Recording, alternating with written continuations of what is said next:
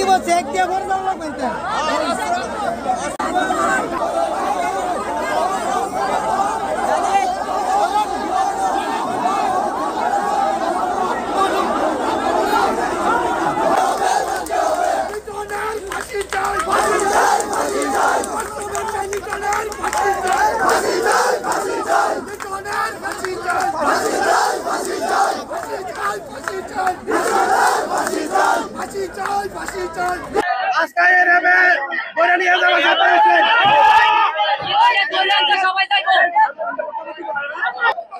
একজন ব্যবসায়ী মুশারফ